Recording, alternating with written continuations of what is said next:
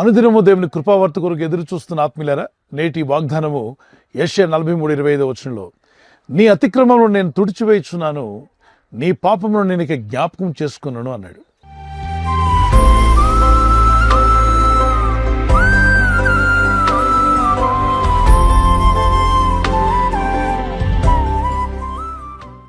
భూమి మీద జీవిస్తున్న ప్రతి మనిషి కూడా కొన్ని మార్లు తెలుసో తెలియక అతిక్రమాలు చేస్తూ ఉంటాడు.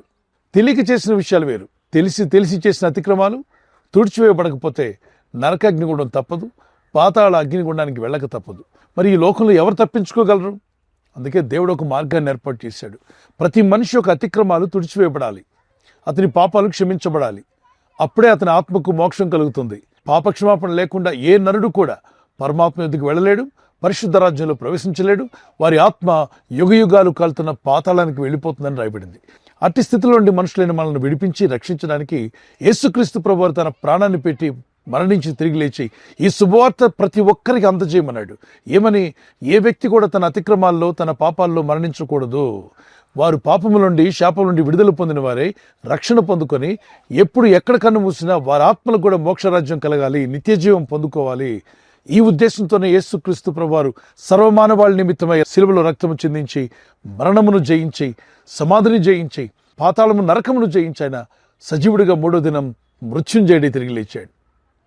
ఈ శుభవార్త సర్వలోకానికి అందజేయమని తన శిష్యులకు చెప్పాడు. పాపము లేని పరిశుద్ధులు ఈ లోకంలో ఎవరు కూడా లేరు. అందుకే పాప సహితుల్లో నుండి పాపరహితుడు రాగలడా? రాలేడు. మరంతా పాప సహితులుగా ఉన్నాం. దీని నుండి విమోచించబడాలి. పాప పరిహారం అనే విషయం ప్రపంచంలో అన్ని మత గ్రంథాలు చెప్తున్నాయి. పాప పరిహారం కావాలి అని. మరి పాపాన్ని పరిహరించడానికి ఏం చేస్తే పోతుంది? ఈ పాపపు చేతులతో ఏది చేసినా అది పరిహరించబడదు.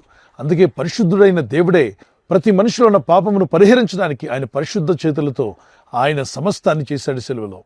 అందుకే యేసునందు విశ్వాసం ఉంచి ప్రార్థిస్తున్నప్పుడు మీ పాపాలు క్షమించబడుతున్నాయి, మీ అతిక్రమములను తుడిచివేస్తాన్నాడు. పిల్లల చేతికిచ్చిన పలక మీద చూడండి, వాళ్ళు పిచ్చి గీతలన్నీ గీసేసి ఇదే రాశాను అని చెప్పి పేరెంట్స్కి చూపిస్తారు, టీచర్స్కి. అప్పుడు పేరెంట్స్ కానీ టీచర్స్ కానీ ఏం చేస్తారు? ఆ పిచ్చి గీతలన్నీ తుడిచివేసి నాన్న ఇది కాదని మళ్ళా తిరిగి రాయిస్తారు. అలాగే మన హృదయంలో, మన జీవితంలో తెలుసో తెలియకో మనం గీసుకున్న పిచ్చి గీతలు, పాపపు గీతలు, అతిక్రమాలు, మనిషికున్న పంచేంద్రియాలు, జ్ఞానేంద్రియాలు, చూపు, వినికిడి, నోటి మాట, స్పర్శ, అలాగే ఆలోచనలు, తలంపులు, ఇవన్నీ కూడా మనిషిలో తెలుసో తెలియకో అనేక విధాలైన పిచ్చి గీతలు గీసినట్టుగా హృదయం అనే పలకంతా కూడా పిచ్చి గీతలతో నిండిపోయింది.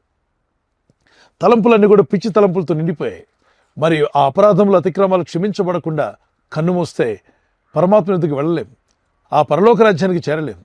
పాపాత్ములుగా జీవిస్తున్న మనం పరిశుద్ధ రాజ్యంలో చేరే అవకాశమే ఉండదు. కాబట్టే మనుషుల యొక్క ప్రతి అతిక్రమాన్ని ఆయన పరిశుద్ధ రక్తం చిందించి స్లేట్ మీద పిచ్చి గీతలు ఎలా అయితే తుడిచివేశామో మన హృదయం అనే పలక మీద ఉన్న వ్యర్థమైనటువంటి ప్రతి పిచ్చి గీతను ప్రభు తుడిచివేసి పరిశుద్ధులుగా, పవిత్రులుగా చేస్తారని వాగ్దానం చేశాడు. అందుకే అంటున్నాడు, నీ అతిక్రమాలను నేను తుడిచివేస్తున్నాను. ఆ పలక మీద ఉన్న పిచ్చి గీతలు తుడిచివేసినట్టుగా మీ జీవితంలో దేవునికి విరోధంగా మీరు చేసిన పాపములు కావచ్చు, అతిక్రమాలు కావచ్చు, వాక్య విరుద్ధమైన పనులు, మీ మనస్సాక్షి విరోధంగా, మీ తోటి వారికి విరోధంగా, మీ ఇంట్లో మిమ్మల్ని కని పెంచిన తల్లిదండ్రులకు విరోధంగా, నీ భార్యకో, భర్తకో, కుటుంబానికో విరోధంగా మీరు చేసిన, పలికిన ప్రతి మాట అదొక అతిక్రమం. ఇవి మీ జీవితాలని చిక్కుల్లో పడేస్తాయి. మరి దాని నుండి బయటపడాలంటే దేవుడు ఒక్కడే క్షమించగలడు. అందుకే దేవుని సన్నిధికి వెళ్ళి ప్రార్థించి, ప్రభువా నేను తెలుసో తెలియకో చేసిన నా అతిక్రమాలు తుడిచివేయాలని వేడుకుంటున్నాను. మీరు సెలవిచ్చారుగా, మా అతిక్రమములు తుడిచివేస్తానని, మా పాపములకి జ్ఞాపకం చేసుకొని క్షమిస్తాన్నారుగా. మీరిచ్చే క్షమాపణ నాకు కావాలి. హృదయంలో కపటం లేనివాడిగా యథార్థమైన మనసుతో నేను జీవించాలని ఆశపడుతున్నాను. నీ కృప నాకు దయచేయి. నా జీవితంలో నేను చేసిన ప్రతి అతిక్రమాన్ని, ప్రతి పిచ్చి గీతను నా హృదయం అనే పలక మీద తుడిచివేయండి. నా మనసు నుండి వాటిని తొలగించండి. ప్రశాంతమైన మనసు నాకు దయచేయండి. 51 కీర్తన 10-11 వచనంలో హృదయ శుద్ధి నిమ్మని ప్రార్థన చేస్తున్నాడు. పవిత్ర హృదయం, పరిశుద్ధ హృదయం దయచేయమని ప్రార్థిస్తున్నాడు. అంతేకాకుండా స్థిరమైన మనసు నాలో పుట్టించుము. అస్థిరమైన మనసు నాకు వద్దు, స్థిరమైన మనసు నాకు ఇవ్వు. నా అపరాధములను తుడిచివేయండి, నా పాపములు క్షమించు, నా బ్రతుకును బాగు చేయమని వేడుకున్నాడు. పిల్లల ప్రపంచంలో అన్నీ పొందుకొని పాపక్షమాపణ లేకుండా కన్ను మూస్తే పాతాళ అగ్నిగుండానికి మన ఆత్మలు వెళ్ళిపోతాయని రాయబడింది. అట్టి స్థితి మనలో ఉండకూడదని ఈ లోకంలో ఏమున్నా లేకున్నా మొట్టమొదటిగా రక్షణ ఉండాలి, పాపక్షమాపణ పొందుకోవాలి. ఏనాడు ఎప్పుడు కన్ను మూసినా భయపడనక్కర్లా నిత్యరాజ్యంలో చేరుకుంటాం. ఒక చిన్న కీర్తన పాడుకుందాం. శుద్ధ హృదయం కలుగజేయుము, శుద్ధ హృదయం కలుగజేయుము నాలో నా నాలో నా నాలో నా నాలో నా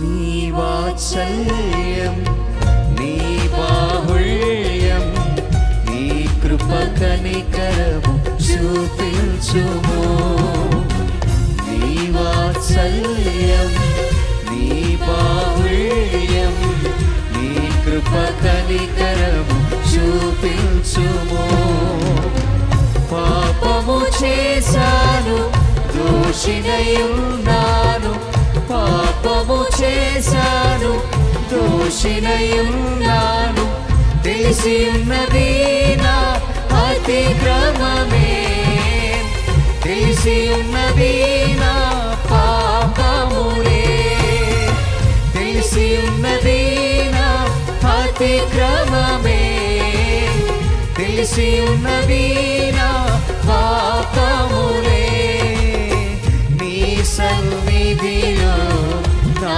పాపములే ఒప్పుకొందునయా నీ సన్నిధిలో నా పాపములే ఒప్పుకొందునయా పరిశుద్ధ హృదయం కలుగజేయుము పరిశుద్ధ హృదయం కలుగజేయుము. మొదటి యోహాను పత్రిక 1:9 మన పాపములను మనం ఒప్పుకున్న ఎడల ఆయన నీతిమంతుడు నమ్మదగినవాడు కనుక సకల దుర్నీతిని మనల్ని పవిత్రులుగా చేసి ఆయన పరిశుద్ధులుగా మనల్ని నిలబెడతాడు. నిత్యరాజ్యంలో చేరే కృపను దేవుడు దయచేస్తాడు. ప్రార్థన చేసుకుందాం. పరిశుద్ధమైన మా ప్రియ తండ్రి, మా హృదయాలు శుద్ధీకరించండి, శుద్ధ హృదయం మాలో కలుగు చేయమని భక్తుడు ప్రార్థించిన అదే ప్రార్థన మేము కూడా చేస్తున్నాం. ప్రతి ఒక్కరి హృదయం శుద్ధిగా మారాలని, పవిత్ర హృదయం పరిశుద్ధ హృదయం కలిగినప్పుడు, పాపక్షమాపణ పొందినప్పుడు మా జీవితాల్లో కలిగే గొప్ప రక్షణానందాన్ని ఇక వీరందరూ పొందుకునే కృపను దయచేయండి. ఇంకా ఎవరైనా రక్షించబడకపోతే వారు ఈరోజు నీ సన్నిధిలో ప్రార్థిస్తుండగా వారికి ఆ రక్షణానందం దయచేయండి. ఈరోజు ప్రార్థించి ప్రయత్నించబోతున్న శంకుస్థాపన అయిన, గృహప్రవేశమైన, ఒక బిజినెస్ ప్రారంభిస్తున్నా, ఉద్యోగ ప్రారంభానికి వెళ్తున్నా, ఒక మంచి కార్యక్రమాన్ని ప్రారంభిస్తుండగా, నేను వారి బిడ్డల వివాహం కొరకు ప్రయత్నాలు చేస్తుండగా వారు చేస్తున్న ప్రయత్నాలు ఫలించలాగున మీ దూతలకు ఆజ్ఞాపించండి. ఎవరైనా హాస్పిటల్లో ఉన్నా, ఐసీయూలో ఉన్నా, ప్రభు ఎవరైతే సీరియస్ కండిషన్లో ఉండి బాధపడుతున్నారో వారికి యేసు నామములో స్వస్థతను అనుగ్రహించండి. మీ గాయపడిన హస్తమును చాపి వారికి ఉన్న సకల రోగాల నుండి విడుదల ఇచ్చేయి. వారిని లేపి నడిపించడాన్ని సాక్షులుగా నిలబెట్టుకోండి. ఈ ఉదయకాలం ప్రతి రోగి యేసు నామములో స్వస్థత నొందునుగాక. తండ్రి, ఈ దినం ఎవరైతే ప్రయాణమై వెళ్ళబోతున్నారో, అది రైలు మార్గమైనా, ఆకాశ మార్గమైనా, బస్సుల్లో, వాహనాల్లో ఎక్కడ ప్రయాణం చేస్తున్నా, రోడ్డు మార్గంలో ఏ వాహనంలో వారు ప్రయాణం చేస్తున్నా, నీ ప్రజలకు కాపాడే దూతలను పంపండి. వారి అతిక్రమములను తుడిచివేసి వారి పాపలను మరెన్నడూ జ్ఞాపకం చేసుకోకుండా నూతన హృదయం, నూతన జీవితం, మళ్ళా తిరిగి పాపాల్లో పోకుండా పరిశుద్ధంగా జీవించే కృప వీరందరికీ అనుగ్రహించి మీ నామాన్ని ఘనపరచుకోమని యేసుక్రీస్తు పరిశుద్ధ నామములో అడిగి వేడుకుంటున్నాను నా పరలోకపు తండ్రి. ఆమేన్, ఆమేన్.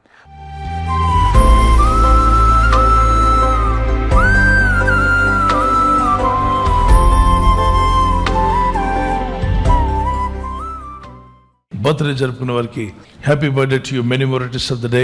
మే the lord bless you and keep you. ప్రభు మిమ్మల్ని దీవించి వర్ధిల్ల చేయనుగాక. ద్వితీయోపదేశకాండం 31:8 Deuteronomy 31:8 నీ ముందర నడుచువాడు యెహోవా, ఆయన నీకు తోడైయుండును. The lord will go before you and will be with you. దేవుడు మీ ముందుగా నడుస్తూ మీ మార్గములు సరళం చేసి ఆయన మీ జీవితాలను ఆశీర్వదించునుగాక. చిన్నలు పెద్దలు మీ నూతన సంవత్సరంలో ప్రవేశిస్తుండగా ద షవర్స్ ఆఫ్ బ్లెస్సింగ్స్ మీ మీదకి రావాలని, మీరు ప్రతిరోజు ప్రతిదినం దేవునితో నడిచేవారుగా, హానోకు దేవునితో నడిచినట్టుగా దేవునితో నడిచే మార్గంలో ప్రభు మిమ్మల్ని బలపరిచి ఆయుర ఆరోగ్యములు యేసు నామములో అనుగ్రహించునుగాక. ఆమేన్. God bless you with this promise. Marriage anniversary జరుపుకునే వారికి యేసుక్రీస్తు నామములో ప్రభు మీకు తోడై ఉండాలని మా ప్రార్థన. ఆదికాండం 50:21 Genesis chapter 50:21 నేను మిమ్మును మీ పిల్లలను పోషించేదను. I will provide for you and your children. I will provide for you and for your children. ఈ వాగ్దానం మీ పట్ల నెరవేరునుగాక. భార్యాభర్తలుగా ఆత్మీయతలో, వాక్యంలో, ప్రార్థనలో ముందుకు సాగండి. ప్రేమానురాగాలు కలిగి ఉండండి. భార్య భర్తకు లోబడాలి అన్న వాక్యానికి లోబడండి. భర్త భార్యను ప్రేమించాలి అన్న వాక్యానికి లోబడండి. మీ కుటుంబాలు ఈ వాగ్దానాలతో దీవించబడి వర్ధిల్లుగాక. Many more returns of the day. ప్రభు అక్కడ ఆలస్యమైతే సిల్వర్ జూబ్లీ, గోల్డెన్ జూబ్లీ, అలాగే ప్లాటినం జూబ్లీ జరుపుకునే కృప కూడా దేవుడు మీకు దయచేయను గాక. ఆమేన్. God bless you. We wish you all the best. ఈ ఛానల్ మీరు సబ్స్క్రైబ్ చేసుకోవడం వలన 2 పనులు జరుగుతున్నాయి. ఒకటి, సువార్త జరుగుతున్నది, ఆత్మలు రక్షించబడుతున్నాయి. రెండవది, పేదలకు, అనాథలకు ఈ ఛానల్ ద్వారా సహకారం అందించడం జరుగుతుంది.